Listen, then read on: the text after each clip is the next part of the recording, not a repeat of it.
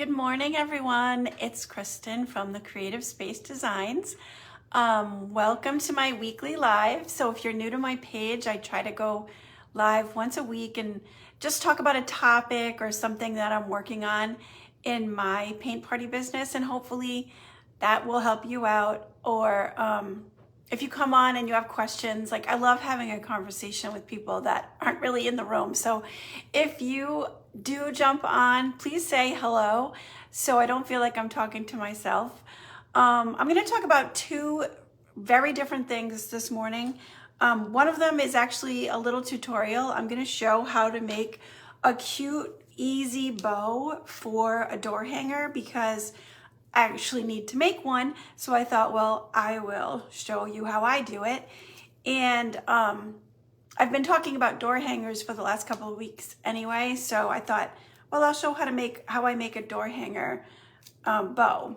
And I mean, there's lots of ways of making a bow, but this is just a quick and easy way because I'm all about being kind of frugal for my paint party business. So I want to do things that people want, but I also want to be smart about my expenses. So that's one thing I'm going to show you in a minute, but something came up this week. A follower asked a question and I didn't really have a straight answer for her, but it brought up a good topic.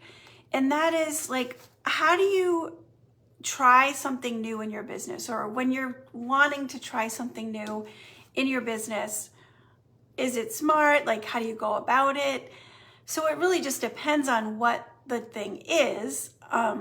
Last week I talked about trying to branch into art kits in my personal business. I haven't done that yet, and it wasn't really something I thought I would do. But it's come up a couple of times, and I actually have put a few kits together for people.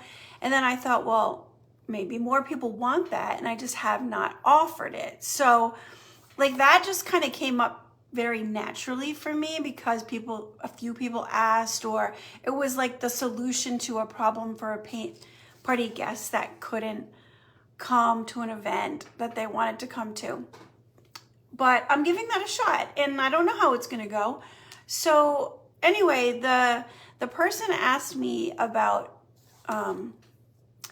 paint your event as something she wanted to do. Now, that's not something I am familiar with really at all. Like, I have a friend that started this business of doing weddings. So she's a wedding painter, and she'll go and she'll paint the scene that you want her to paint with the bride and groom in it. And she even does quick sketches of the guests if they want that. So she'll take their picture and then work that into an individual sketch for the guests, which I think is really cool. I would be petrified to do that. I would feel very put on the spot. I'd be completely stressed out. I give her all the credit in the world for doing that. Like, she's good at it. That would not be the direction that I would want to go, but that's okay. So I think today's talk is just a little bit of real talk about, things that are okay in your business that you might not feel that way. Like, we sometimes feel like we have to do everything. Oh my gosh, all these people are offering all these things and I'm not offering that. And should I be offering that? Only if you want to. You can't be good at everything. I'm a high school art teacher and my specialty is ceramics. And so when I have to teach, I'm a good drawer and I can paint, but my specialty is ceramics when I'm teaching school, but I still have to teach those other classes. The music teacher is good at some instruments are his specialty, but he has to know how to teach all the instruments. So as paint party business owners, we can't do it all. We have to do what we're comfortable with. And that's okay. You don't have to do it all. So this person was asking me about, how to go about starting this new venture. Well, I had to give her a real answer. I've never done that before. I don't know how to do that. I do know though, and it got me thinking like, well, if you want to do something new in your business, should you do it?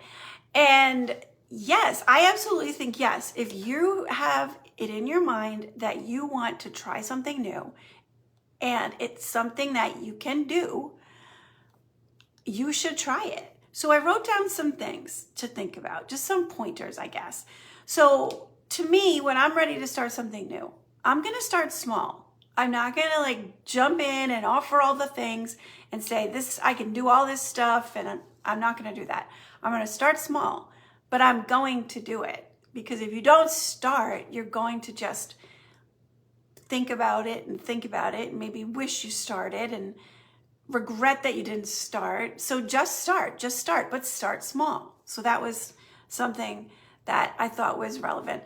Also, do a guinea pig party or whatever this is. So for the paint your event thing, can you go to a friend who's having an event of some sort, and maybe it's not a huge event like a wedding, but she's having some kind of event, and it would be pretty cool if you could have some, as the event goes on, sort of painting happening of what's happening, and give it a try. You're not going to know if you don't give it a try. So do a guinea pig party, just like you would if you were doing, starting a paint party business, and you're like, hey, I'm going to get a group of friends together and just teach a design and see how that works and get some feedback from them as how my instruction is going and things like that. This will be a way for you to see, do you like it? Can you paint on the spot like that?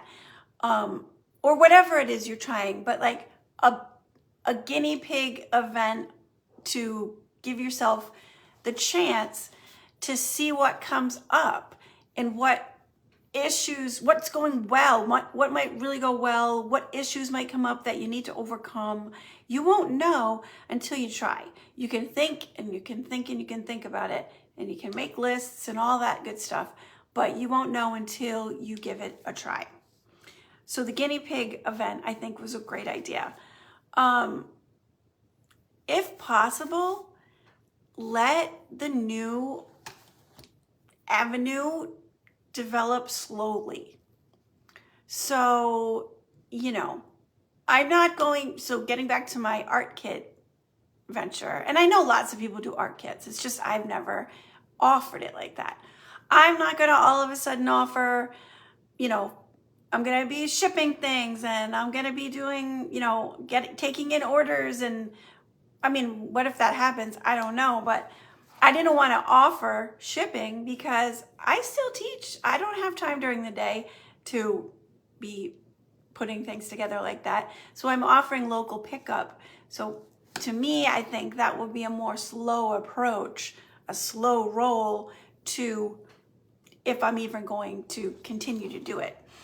Now, something that was encouraging to me was I had a paint party on Monday, one of my regular monthly venues, and one of the guests that have come before said, oh, I saw that you started offering the, paint party in a box, and that might be something that my friends and I are interested in doing at my house. And I was like, oh, okay, great.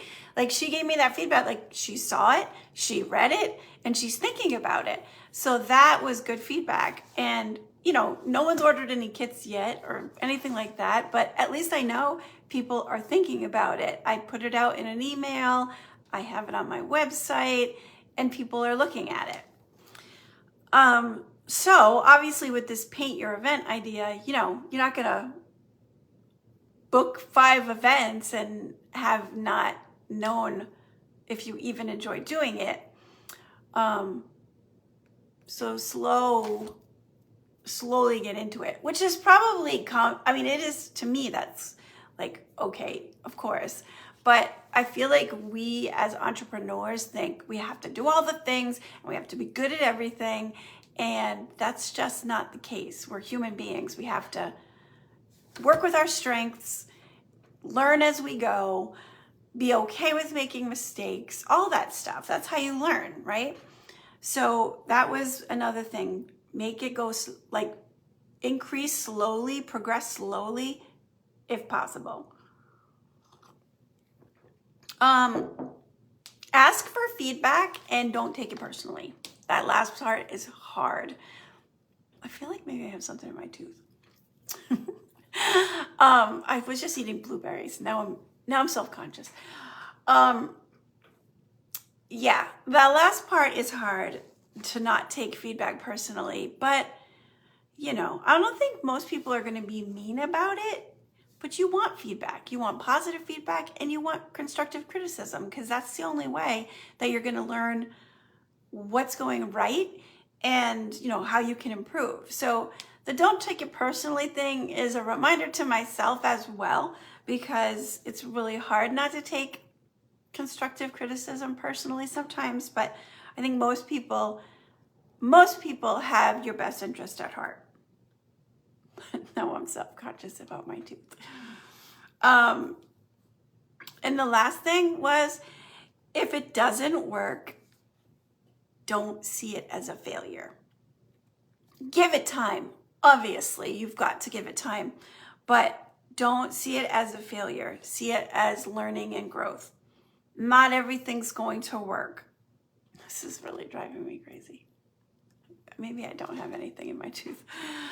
Not everything's going to work, but I think as we get older, we learn that if something doesn't go right, we can't just let it devastate us. We just have to kind of brush it off, take it as a learning experience, and grow from it. And maybe you could do something like that on a smaller scale, or maybe you just realize that's not what's working, or maybe it works, but you won't know until you give it a try.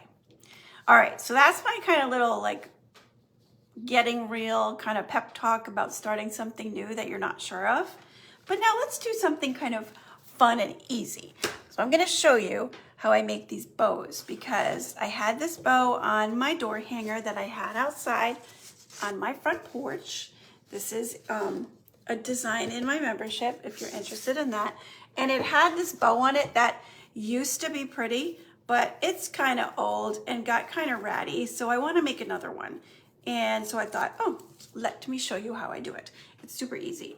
Okay, so let me just give this a little turn around here. All right, we're gonna aim down, and I wanna just kind of fix up my camera so you can see what I'm doing. All right, that should be good. I'm gonna put this aside. So I use the green florist wire. I have a ruler, I have some scissors, and I have 3 kinds of ribbon. So I love this burlap ribbon as the background. It's got the wire in it. This is a 2.5 inch wide ribbon. This jumbo roll of it I got at Hobby Lobby. Every now and then you can catch just a nice 50% off their ribbon sale, so that's a great time to stock up on ribbon. And then this is another one that I got from Hobby Lobby. Hopefully I have enough of it. I think I do. This is also a 2.5 inch ribbon. I really love gingham, and I love black and white. And then for a little accent in the middle, this is really cute with the polka dots and the stripes on the other side. I love this one. Whenever I can find it, I grab it. So I'm doing black and white and the burlap. Okay, so here's what I do. I take my burlap one first, because that's my background one. And take my ruler. Hopefully you can see here. Yep. Okay, so I want 10 inches. I want a 10-inch length of ribbon. And I'm gonna cut myself 2 of those.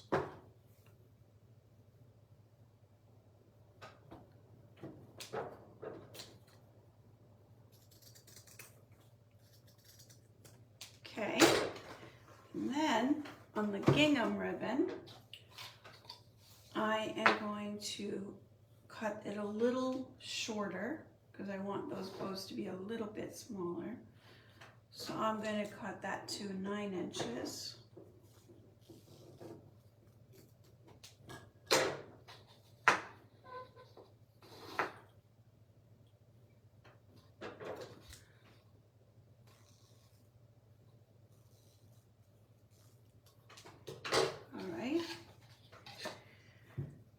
Then I'm going to cut 1 piece of this ribbon, and I'm going to cut it, well, I can't remember, I haven't made these bows in a bit. I'm going to cut it to 9 inches. I think that's too long, but I'm not sure, and I want to have enough. Okay, so then I'm going to take, not this one, but I'm going to take my 2 bigger ribbons.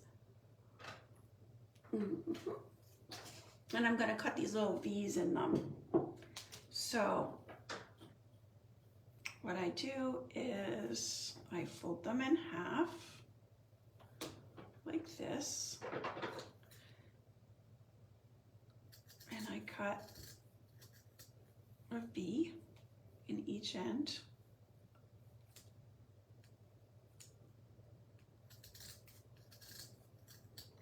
And I'm going to do that to the other one, and I'm going to do that to both of the gingham ones too.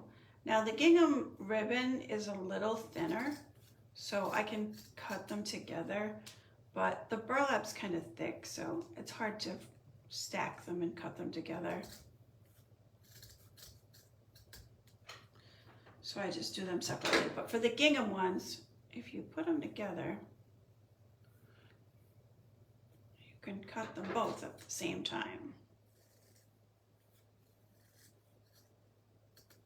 Okay, and then the other one.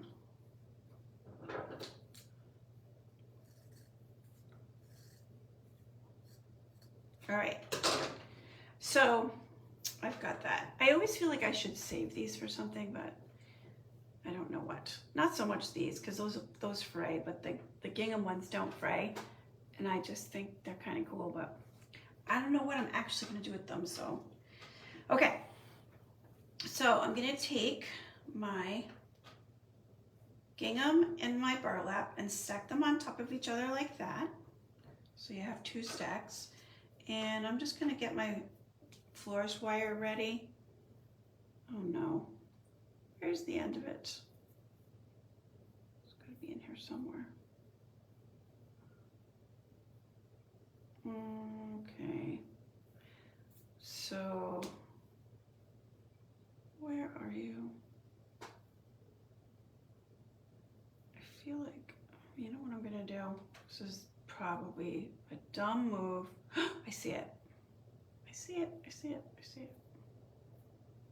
Wait. There it is. Phew.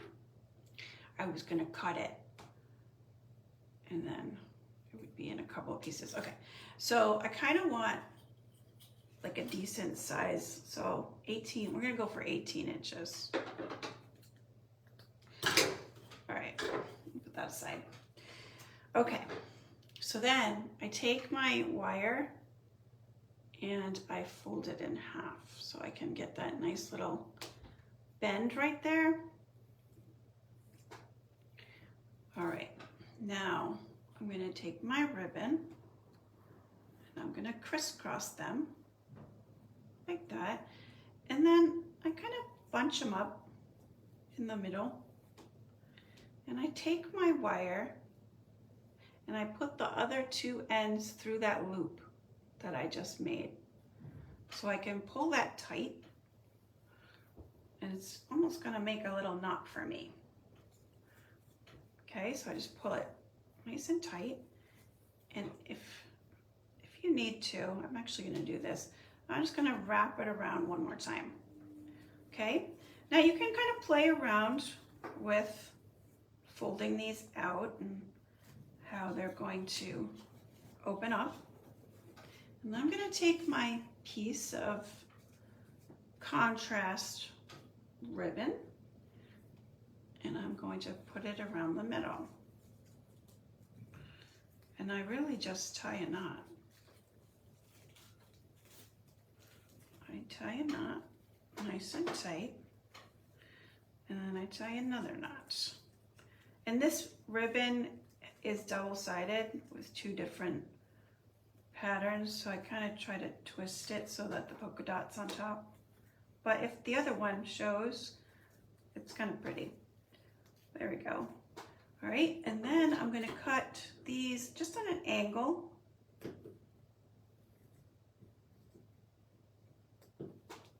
So all of this ribbon I got at Hobby Lobby. They really do have a nice ribbon department as long as you catch it on a 50% off sale.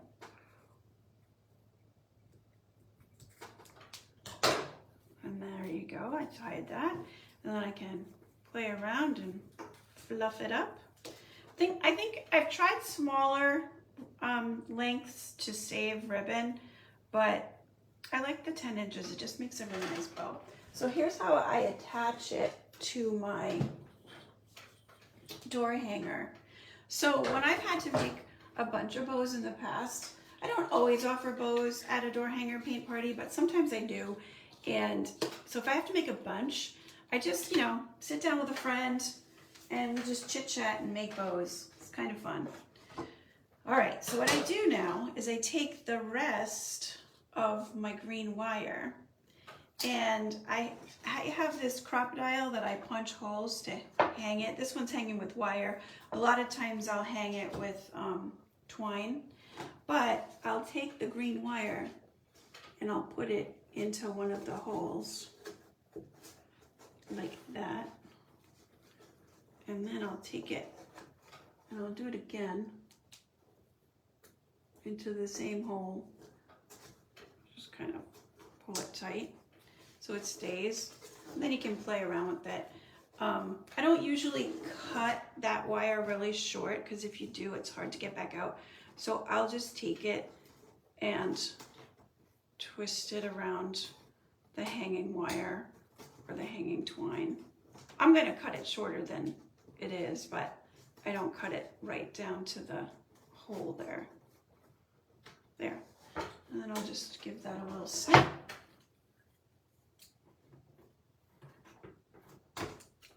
And now I have a new bow on my door hanger and I can go put it back on my front porch. So I hope that was a fun new little thing to learn, or maybe you already know that one, but I needed to make one for my door hanger, and so I thought I'd show you how I do it. All right, let me just switch my camera back around so I can say goodbye.